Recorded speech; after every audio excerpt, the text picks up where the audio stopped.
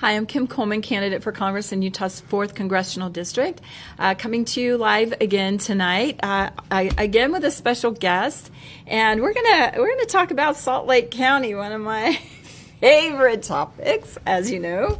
But tonight we have Dea Theodore with us, and she is running for Salt Lake County Council. So just won the primary, or just won the convention, I should say. So moves forward in our sort of quasi, almost sort of runoff. Yeah. And really it's just another almost of the same election that you just had, that you just beat your opponent pretty well, but you get to do it again. Get to do it again. You Yes. get to do it again. Well, tell us about yourself. Yeah, I'm Dea Theodore. I live in Sandy. I've been a resident of County Council District 6 for over 20 years. I love my district. I love the mountains. I love the trails. I love skiing, and I just love everything about my district. Our schools are fabulous in Sandy, and I just really enjoy the quality of life in my district, and I am running to make sure that we keep that quality of life, that we keep our taxes, no more tax increases. That's my motto. We've had them, we felt them, we don't like them, and we don't need any more. So that's a little about me. I have 2 children that attend public schools. My husband's a first responder, and yeah, we're changing our lifestyle right now. Been doing a lot of homeschooling, and that's been really good and challenging. And I've learned a lot, and my kids have learned a lot. And but we're doing it, and we're doing good. So I'm excited. Great. So we both live in Salt Lake County, where our county is notable for a few things right now across the state. We've had the strictest lockdown during the COVID pandemic, and before we move on with that, I always like to take a moment and just hope that give our wishes, our best wishes to you.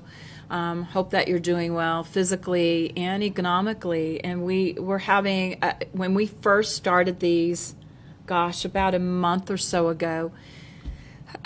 We were talking a lot about the illness and the risk involved, and we were very reactionary, very fearful of this disease out there. And what we've learned over the next month is that there's so much we still don't know, but we're talking more about striking the balance between safety and health versus our economic health. And if we destroy our whole economy and people's livelihoods in our response, we have a whole different set of problems. And I think it's not a binary choice. And in the beginning, there was seemingly one choice: stay away from each other, go home, shut your businesses down, and unless you're essential. Yes. And so we've spent a month talking about, okay, well, what's essential, and have we gone too far? And now we're talking more about how we strike an appropriate balance. But for our county, we had this strictest lockdown. Yeah, so where absolutely do you think you would have been on that as a county council person? And I have asked our current county, some of our current county council members, and they have expressed some frustration that this is an executive order, and they felt kind of powerless to really do anything about it. Yeah. As a legislator, similar, we were trying to respond to what authority the governor had already exercised in the executive branch, and what can we do to put some guardrails. At the very least, we had legislation that just asked to be informed as a legislative body. Right. At least tell us 24 hours ahead of time what you're going to do so that we can react as policymakers in the legislature and maybe respond in other ways that might be appropriate. But what do you think you might have done if you were on the council? So, yeah, that's a great question. I have been watching this for a while now, and we've been dealing with this new lifestyle for months. And kind of started for me when I was selling cookies, Girl Scout cookies at Smith's. I was in the store, and everyone was going through buying everything on the shelves. It was when things were just disappearing from the shelves. Toilet paper was long gone. Cans of beans were starting to come off the shelf. You know, you're walking through the aisles and there's nothing there. And that's when I'm thinking, wow, how serious is Something's this? happening. Something's going on, but yet I'm selling Girl Scout cookies. I didn't have a mask at that time. Nobody had masks. We're all out there running freely in the stores and going about our daily lives. So I felt like I didn't really feel that vulnerable at that time. And I didn't feel like I started feeling the momentum when things slowly started shutting down. Okay, we're going to shut businesses down. Okay, maybe we're going to shut your schools down. And then when it started happening, I'm like, oh, this is getting serious. What would I do different?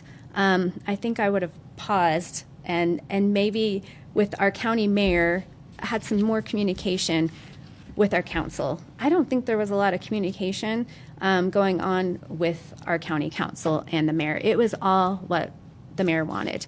And as far as the direction given from the governor versus what was given from the mayor, there's confusion. I think there's still confusion. So we need to be on the same page. We need to have one directive as to what we're supposed to be doing, not many directives. And there was an article recently about a gymnastics center because the county would not let them open because no team sports. Well, they were saying, no, this is a gym. This is a facility where we are, you know, it's not necessarily, it can be team, but this is not what we're doing at this facility. So they said, no, you cannot open. And then I guess there was some frustration, confusion, and probably some complaints, and they were able to finally open. So there's a lot of confusion out there, and there's just a lot of things that probably have been, the gun has been jumped on as far as the policies and the restrictions that are in place. I feel like if people, I feel like there's common sense approach, and that's kind of how I approach a lot of things. It's common sense. If you're sick, if you feel vulnerable, don't go out into a public place. Even right now, if you want to go out into a public place, wear your mask, get suited up. You know, if you're seeing other people that aren't wearing masks, don't shame them for not doing, you know, what you're doing. Everybody has their own comfort level right now. And, you know, I don't want to be that person who accuses somebody of this or that. So as far as shaming, I guess you'd say. So you brought up gym, and Yeah. I went back to my gym for the yes. first time today in a long time, and I've really missed that time at the gym. It's frustrating because the hours are different, and I'm not going to say what hours I go, but I go to I go at hours imagine what that hour there's you not go. very many people there. Yes. But you know, I came home and I talked to my family, and I said, you know, you could observe the machines, the equipment are already spaced that would be compliant. And if you are a gym goer, you're trained already. You wipe your equipment down. Yeah. Everything your body touches, Sure. everything you might drip sweat on, Yeah. breathe on. You're wiping that down anyway. Good gym Etiquette. customers do this, right? And so I think that's a good example. I wondered why, when gyms were first shut down, why they was it just that it's not deemed essential, or could we just not have a comfort level? But that is one of the businesses, again, where the hygiene is already great, and the patrons are already trained in how to do this. And so I watched today, kind of looked around, and everybody did their thing. Everybody wiped the equipment, but that wasn't new. We did that before. did it already. Yeah. And this is the part I love. So I said this to my family, and my husband said, "Oh, do you really?" Because he goes to the gym once in a while, but. So he asked, well, did you really do that before? Yeah. And my 20-year-old son said, that's the first thing Mom trained me in when the first time she took me to the gym, is how you wipe all the equipment down every time. Of course. So I think this highlights sometimes one thing government is just really horrible about, because government is not meant to be Well, it should be, but it's not created in a way that it can be so efficient. And that's why we like more local decision making, because government tends to do one size fits all. Government at any level doesn't have great ways of drilling policy all the way down to the lowest level. So the best way government can function is putting policy decisions closer and closer to the people. So in Salt Lake County, we have a one size fits all. And why? Yeah. Because Salt Lake City is, they are susceptible to the spread of this disease in a way that is not at all the same as Harriman. Right. So why do we do these one size fits all? And then when you, like I said, when you go into different businesses and you see, okay, clearly a gym can meet separation guidelines, Sure. but it also doesn't make sense to me that the grocery store can be open or Target can be open where you've got groceries and dry goods, but Kohl's can't be. Or, Right. Well, the different retail, when aisles are still the same Yeah. size, same distance apart, people can still avoid each other in their 6-foot separation, but we do these one size fits all Yeah. things. Well, even for instance, Costco. I mean, Costco, I always see posts about Costco and how, at the beginning of this, people were running to Costco just hoarding everything. And then it became where they were limiting, they were distancing people in lines outside, because you would have lines outside the building for people waiting to get in to get their wipes or get the toilet paper. Toilet paper, that's what it is. Toilet paper pandemic. So then they strictened the guidelines for even coming into the store. So you had to stand so many feet apart. Now it's 2 people per membership to get into the store, and you have to wear a mask. So it's almost like, what certain businesses say. They've come up with their own policies themselves. Which I don't begrudge at all. Right, You're a no. private business, Absolutely. You have can do your what own you want. policies, but it's being driven by other health guidelines and government it does guidelines. get confusing. So I'm glad that they do put that out there for people to know. But there's people who don't know. They go, and I watched somebody when I did go to Costco not too long ago. They had a child in the cart, and there was 2 parents, or the parents, and they would only let 2 people in. That 3-year-old was not allowed to go in, and so they had to go make an adjustment with their family members and rearrange who was going to go shopping at that time. So interesting, very interesting. And I don't think, having that toddler in the cart is a big deal. How much unsafe are we by letting him in the store with this family? So kind of sad. And so when you look at stores, I know just in my community, Yeah. in the retail market, where you have some stores that are strictly grocery and you have some stores that are also dry goods and other things, clothing, camping equipment. I mean, I'm thinking about a Target or something Sure. like that. But if you had a store that was strictly dry goods, then they're not essential. They close. So Yeah. really, what I would like to see is what the numbers actually look like in picking winners and losers. So we drove, through this policy, we drove more people to Costco, which is far more than just food, Yeah. and Target, which is far more than just food. Yep. But some of my other, frequented retailers that are dry goods are closed. So we've disadvantaged some, advantaged others. Right. And It's true. Yeah, absolutely. but I'm grateful we could still go to a Target and a Costco for sure. Yes, and a Smith's, because that's mostly Smith's where I also go. has- I mean, yeah. that's my main store. I go to Smith's a lot. That's where I buy my groceries. I'm glad that they're there. I'm glad Well, they're open. and But at the your same online time, retailers, right? Online retailers. Yeah, I've had to go online a little Right. and do some shopping, and maybe I would have gone online anyway. I don't know, but I would much rather have gone, to a local business, of course, an establishment, and purchase those items. So, And when you're looking at local government, county government, and you've been very involved in your city government, Yeah. your retail presence and in our tax policy in Utah really makes retail attractive for municipalities and for your local city government.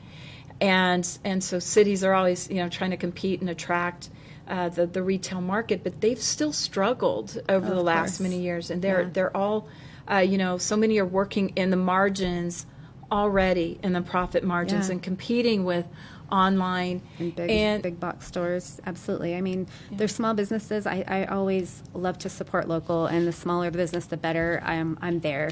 I applaud them for being in business, and it's hard. It's hard out there. It really is. And in Sandy, I mean, we see stores close continuously because they just can't compete. And even big box stores are closing. We had a Shopko close. It's closed. We had a Fresh Market close. It's done. Rite Aid closed.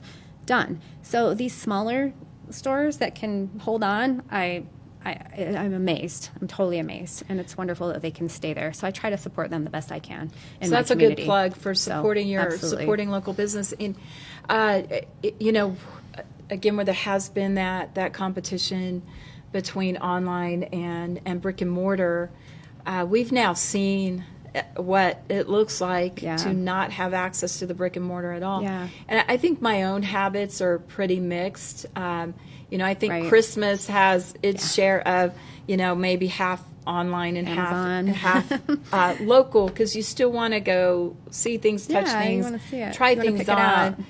on, things like that, kick tires. But now we've seen what it would really look like if we did lose, Right. permanently our local retail businesses. But Right. not the role of government to pick the winners and No, losers. That's in true. this. That's true. And I think that's been very hard for businesses, because who is essential? Who isn't essential? I mean, what's essential to me might not be essential to somebody else. Right. So yeah, it's not Right. it's not right for them to pick. Absolutely. So government's I just agree. not really good at this, having one size fits all policies. But, I think what we're seeing now is that it's really not a binary choice. It's not open or close. I think some of the unfortunate conversations I'm hearing is, if you are pro reopening, then you are for death.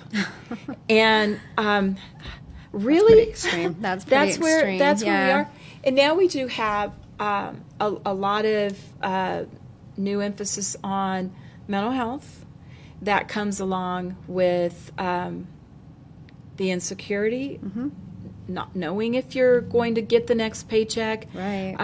Your customers, if you own a business, aren't coming in. If you've been furloughed. Yeah. And those are all real valid health considerations as well. Yeah. But it doesn't need to be. It's just not a binary choice. And I'm a strong proponent of, let's open up where we can do so safely. Yes. So many businesses were closed that I scratch my head and go, wait. Right. Wait, but we could have kept that open. Right. But we erred on the side of, let's be careful, erred on the side of fear Yeah. and concern. Absolutely. But it's time to kind of to swing Yeah, back. I think there was a knee-jerk reaction in this, in some ways, and I hope it's, when we look back on this at some point, that we can find the mistakes and then we see, hey, maybe we jumped on this too quickly. Maybe we closed that down too quickly. We stayed home a little too long, perhaps. Maybe we didn't need to do it quite that way. So it's definitely going to be a learning experience, and I hope that some of these businesses can make it. I really do, because I worry that there's going to be businesses that are closed that are not going to open back up, which is really sad. So some of them are taking a big hit. That's not the case. So we have in Utah, we have generally two forms of government at the county level. We have a county council and a mayor. Right. So that those two branches that exist at the county level, or you've got a commissioner system. Yeah. So Salt Lake County, of course, has an executive branch and a county council, and ideally that is to bring more perspective to the operation of the government, and it is also to provide checks and balances, just the same way the federal government does, just the same way the state government does. And so to hear from some of our county council people that they really felt like there wasn't a way they could intervene with these executive orders. Sure. But especially in a crisis, in a true crisis, you do want your executive to be able to respond quickly. The legislative process, by nature and by design, is slower Yeah. and doesn't turn on a dime, and it's a deliberative process. And so we give our executive branch some sometimes broad discretion in times of emergency and crisis, but maybe sometimes that's too broad, or maybe there should still be a backstop for the legislative branch, which we tried to do in the Sure. state legislature, Yeah. but apparently I guess the county council doesn't have anything really. But Right. Doesn't seem like it. Doesn't seem like it at all. right, and it's still policy. I mean, it is a policy to say everybody go home and close your business if it's non-essential. But holy cow, our county established a snitch line. Yeah. That's You could interesting. report your neighbors. Right. Oh, What that's did you think sad. about that, I think Dee? that's terrible. Can you imagine? I never used it, so and I hope no one ever called on me. But yeah, I don't think I was in a position to be snitched on. So who funded So, that? I mean, that's got to cost I would something, assume, yeah, county, right? at least. So, Okay. yeah. There's my segue into county budget. So it had to cost something. Snitch line, courtesy of county. Yeah, snitch line. So, as a county council woman, you should be holding purse strings. But so let's talk about the county budget, because Yeah. that's one reason you decided to run. It is, yeah. So, I mean, the current Council District 6 representative has voted for the most recent tax increase of about 7%. The county budget has continued to grow over the last forever, really, not forever, but the last 10 years. It's a bloated budget. It started in the millions. It's now $1.5 billion. But yet population growth is about 6%, where the budget has grown about 65% within the last 5 years. So that's a big number. Well, let me just interject here. Yes. Because the other thing you have is you have a county, and typically the county existed early on. You know, Yeah. right at state formation, we had, Right. you know, that is your earliest form of government. Yep. And it's jurisdictionally located. But then what happens is communities get together and they incorporate as Yep. townships Sure. or cities. Yep. And so for Salt Lake County, we are a built-out county. So Yes. so almost all, and it's in the high 90s Yeah. percent of all the people in Salt Lake County have now incorporated into cities. So if this is our county, everybody's carved out now. Yeah. So almost everybody's much. carved out. And so all these cities, they do their own police, they do their own fire, frequently their own parks and rec, in all of these services. And yet the county budget keeps growing. Right. They Sure does. are doing less, but spending more. Spending more. Yeah. And then coming after us for more taxes all the time. We have our county government, the executive branch employs more people per capita than any of the surrounding counties by, exponentially. Yeah, well- So I think it's something like I don't know the 5 exact times? amount, but 4 or 5 the times? county mayor herself has deputy mayors and assistants that are being funded from this budget, where people paid more for their taxes, and they're getting 6 or 7 deputy mayors that make in the 6 figures with their income and their benefits, which is ludicrous. Who needs that many assistants and deputy mayors under them?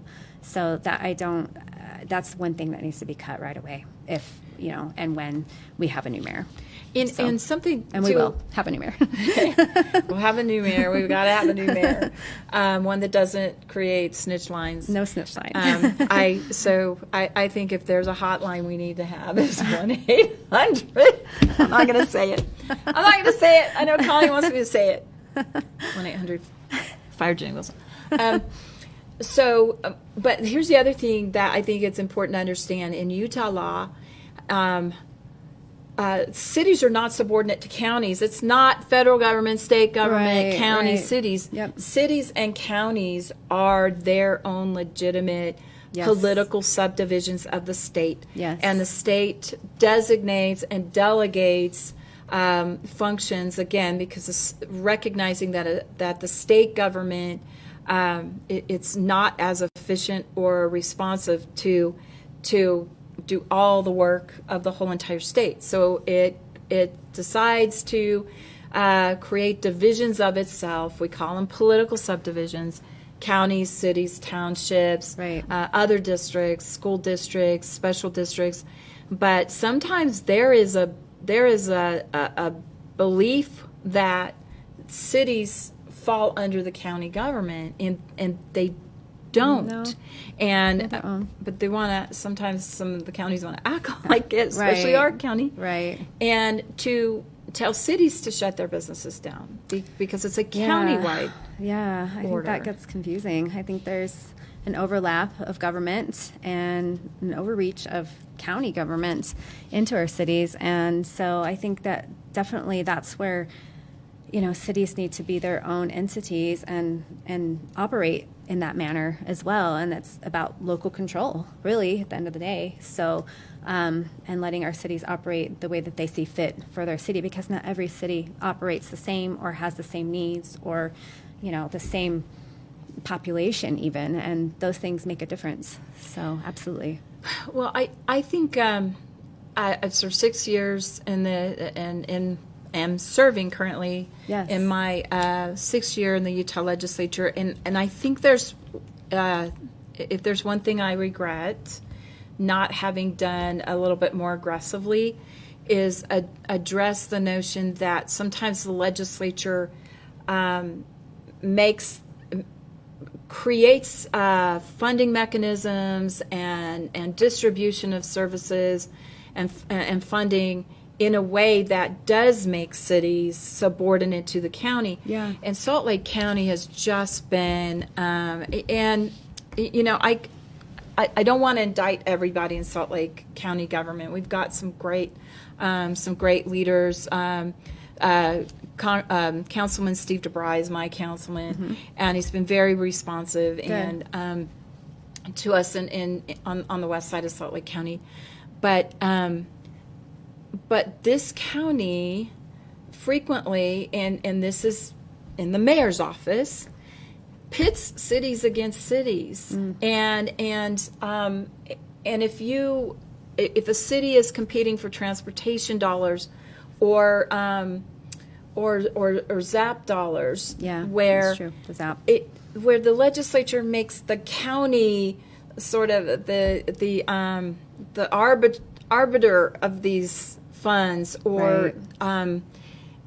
The steward of those funds, that then cities are competing against each other, or the Yeah. county. We've seen really bad examples of the county says, okay, we want this from you as a city if you want these transportation dollars. Yeah. And that's not how government should work. No, I think it gets And- political sometimes. So unfortunately, sometimes. a lot of times. Okay. Sometimes it gets political. So yeah, it's And that's a problem. I've seen my city, and some of my neighbor cities, really kind of get the brunt of some of Yeah. these decisions and pitting Right. cities against cities. And Right. I hope the legislature in the future addresses that. Let's be careful that we don't send funding for certain things to the counties to let the county figure out how Decide how to do to it. deal with Yeah. it. Send it straight to cities, and there's a lot of places where that makes a lot more sense, especially if you're a larger city, Right. city of the first class, second class.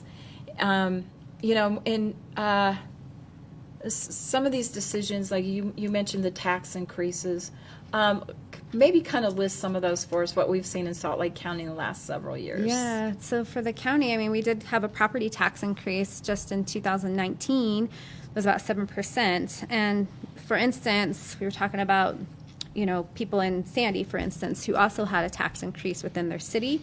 And then we had a tax increase with the Canyon School District as well. So people were hit pretty hard last year with tax increases. The problem is you have people that are very established. They're on fixed income. They can't afford to be taxed all the time by different entities. And, you get one tax from Salt Lake County for your property tax. Maybe it goes up $25, but then you get another one. It's on your bill for $100 from Canyon School District, and then another one from your city. Maybe it's $20. Those add up. People who are on a fixed income, that's all they get. They're not getting more money. They're not getting a bonus to pay for this.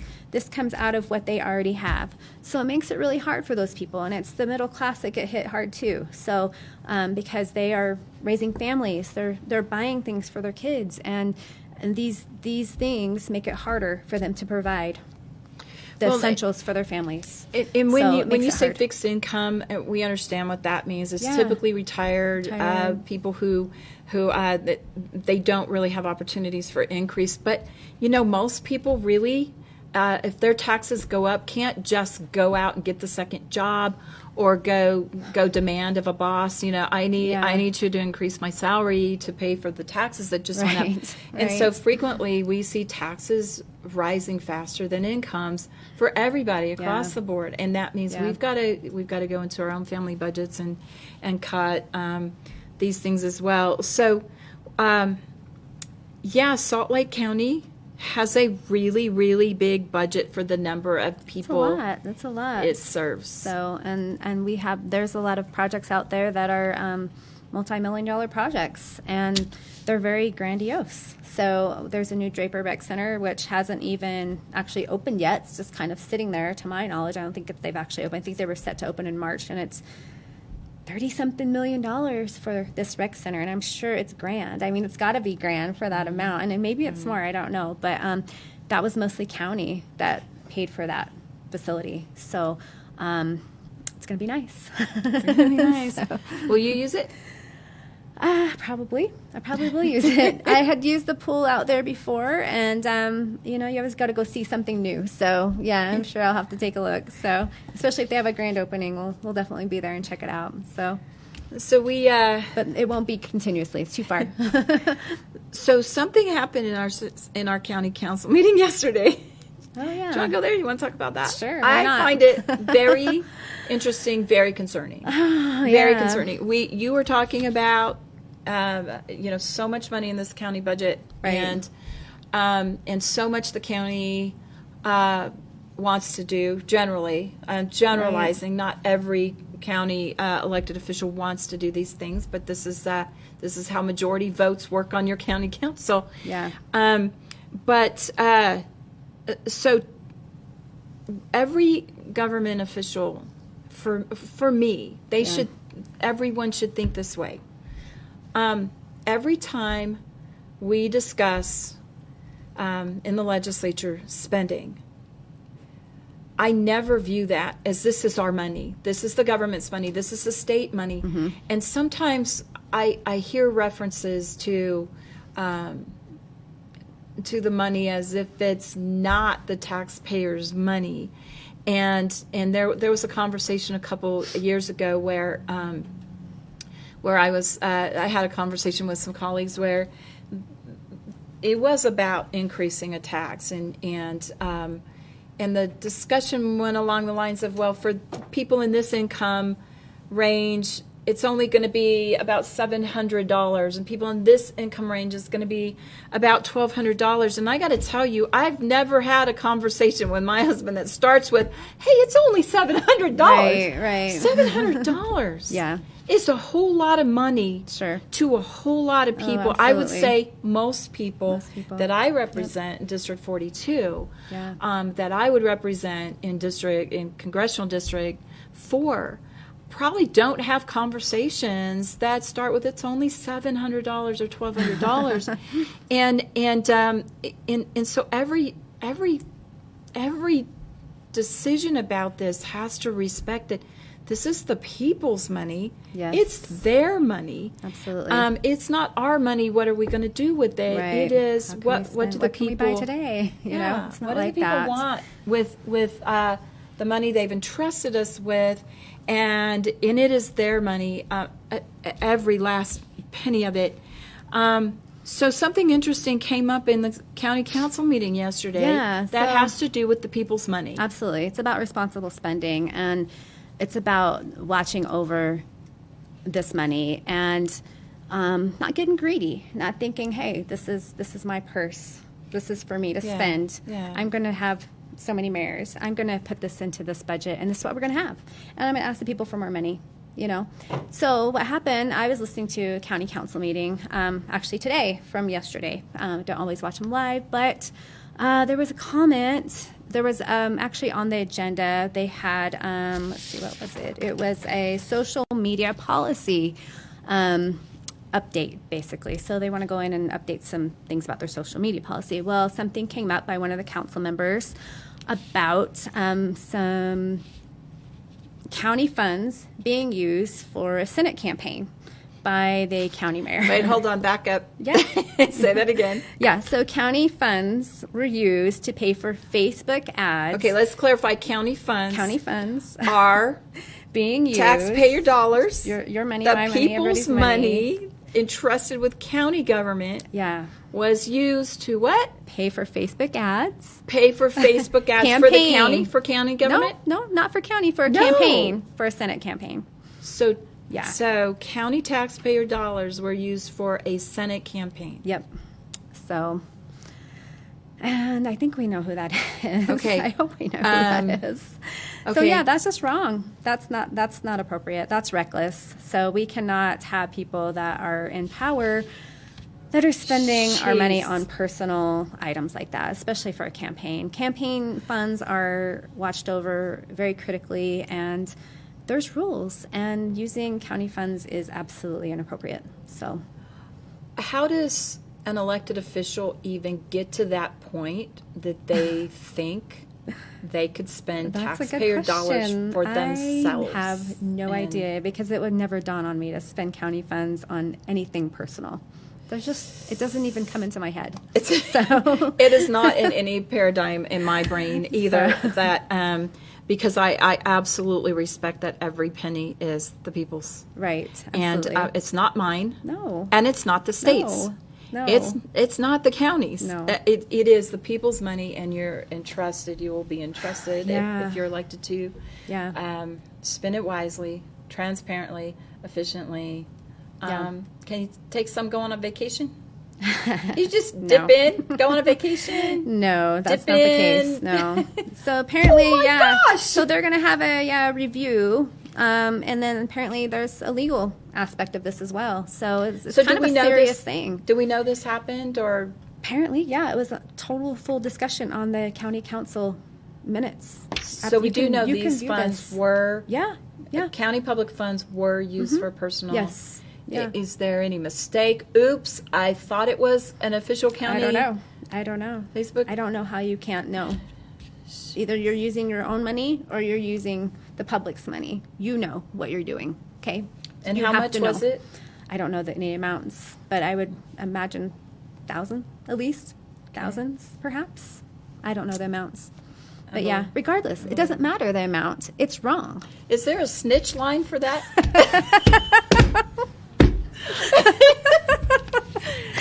Okay. Yes. We'll be calling that soon. Yeah. Maybe somebody already did. That's why it was on council minutes yesterday. So. Wow. Okay. Well, all right. So we are about done here, but it's been fun to me to have both candidates and current elected officials on, especially to kind of help some of our candidates get their message out.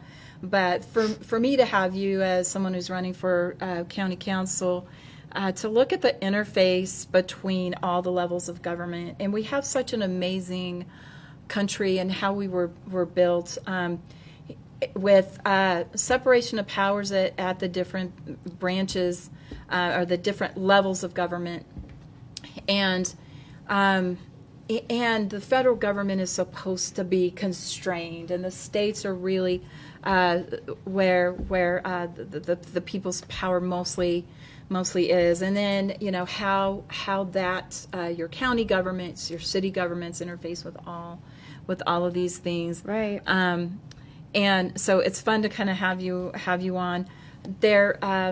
County government does frequently bypass state government and with grants, with different program monies. I don't always love that because the state is that's sovereign. Sure. The people are sovereign with the state. But it still happens, still exists. Of course. I've been working on homeless issues where really one of the problems, I just kind of want to end on this, is kind of exemplifying. We have a Congress who has regulated how homeless funds can be spent to the degree that if you take any of the federal funding, it tells you how to spend all of the funding. Oh. So including state money, county money. If Okay. you're going to take any, even if it's 5% of what you spend on homeless services, it directs how you spend all of it. And so as a county council person, Salt Lake County does have a lot of activity and resources to mitigating and serving people experiencing homelessness. Yeah. That I was a little bit surprised to find out how very much the federal government tells you what you can and cannot do. So I just wanted to emphasize that there is a nexus between what I Sure. am planning to do and going to Congress Yeah. and affecting policy and what you would do on a Yeah. county level. We've also seen, and this is so if you followed me at all, this has been one of my soapbox issues, is we have had this county government. Previous county mayor, who's my congressman right now, tried to sneak a federal lands designation, Yes. bypassing the state very quietly under radar, going to Congress and trying to get federal land designated I've heard about that. in our county, Right. which is unconstitutional. Yeah. And I'll just say it's against state law. Yeah. It is unconstitutional. That may not happen, but boy, he tried. Yeah. And so there is definitely a nexus between what I intend to do in Congress and what you would I think like that's to do great. I think that's as wonderful. the county. Absolutely. So I'm going to let you kind of tell us what else people should know about you and how they can find out more about Yeah, you. you bet. I have made a lot of friends actually in your area, Harriman. There was the Olympia Hills? Mm-hmm. That was an issue, and that was interesting because the county council basically just disregarded what all the mayors out here said and what the residents said, and just voted in favor of this massive development that has no infrastructure in place at all. So Not every county council person. I got not every. No, that's the, true. That's true. Not every, but yeah, it was favored by a majority. But a So majority. a majority favored Yes. it, and it was two times it went through. And so I feel like some members have lost connection with the constituents, and that's where it's time for new people. New people who can come in and listen to what people want, that actually will take the time to listen and understand the issues, and make decisions based on all the factors, not just some things, and do what's best for residents, basically. And again, taxes have just been the biggest thing. I mean, I've heard from so many about taxes. They are scared to death of tax increases, and I feel that. I don't want to raise taxes for anybody, and that's why the biggest reason. We have a tax increaser in the seat right now. I will replace that seat, and I will not increase your taxes. So that is huge for me. And but this is for District 6. This is Draper. This is Cottonwood Heights. This is Sandy. But as a representative, we still represent the whole county. So that's important to me to know what's going on in different parts of the county, not just my district, because I will make decisions and I will vote on things that are in different parts outside Right. of District 6. Right. So it's important to know what's going on. And it is a big county. There's a lot going on. So a lot of changes are to come. So, but I feel like I am the best representative to take that spot and to make those decisions, make the best decisions possible for the residents of Salt Lake County. So how do people find out more about you? Yeah, so I have my website. It's just votetheodore.com. I'm also on social media, Facebook, Instagram, so they can check all those pages out as well. And it's just Dea Theodore, County Council, District 6. Yeah. 90% of the people say your first name incorrectly. Dea, and that's totally Dea. fine because I will still answer to She'll still answer to Dea, but she goes by Dea. I it's learned Dea, I learned and that too. the same people call me the same thing over and over, and it's okay. I get it. Okay, so I'm going to give some shout outs. We have to elect Mayor Trent Staggs of Riverton. He is running for Salt Lake County Mayor. We need to elect him. We need him in Salt Lake County. We need a change in the mayor, and we've had the wrong kind of leadership for many years in Salt Lake County, where I have witnessed property rights abuses. I've witnessed due process abuses. We're talking about today the increase of taxes, abuse of the use or potentially, I guess it is under inquiry or review of inappropriate use of funds, and property tax, the optional sales tax that, despite the people voting against it twice, became the law of Salt Lake County. That's true. And then what we've seen with our civil rights and the one-size-fits-all executive orders from the county. There's so many reasons we need to elect Trent Staggs. Yes, absolutely. We've got Dea, you're in a primary there, so there is another Republican running for that. I won't make you. We won't say the name, but you do have a choice if you're a Republican to come out and vote. We have Laurie Stringham is also running for Salt Lake County Council. We need to elect her. We have another primary for County Council with David Alvord and Fred Cox, and so we've got great candidates that we need to, as Republicans, we need to have some change in county government. Absolutely. So. We can do this. I mean, they're calling it a county swamp, and we're ready to take it. So, we're ready. County swamp. All righty. Well, I forgot to do this at the beginning. Sometimes in the middle, encourage you to list your questions and comments. And let me just ask our producer, do we have any questions? Most of our views come a little bit later at night. People watch it in the archive. Sure. But I need to start thanking, and I am so remiss in not having thanked all along our producer, Doran Barton. So one question, and you can clarify this. Sure. The person that Dee's running against is the incumbent? Is that right? Yes. Yes. Okay. Yes. Yes. Thank you. Yes.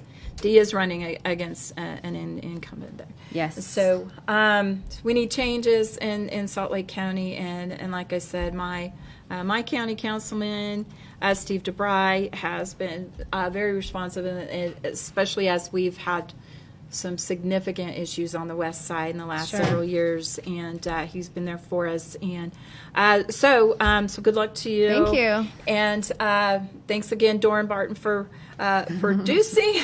Yes, producing good our own job. Facebook Live every night. And thanks for watching. And please, we're just trying to get our message out in our COVID pandemic and social isolation, since I can't come to you.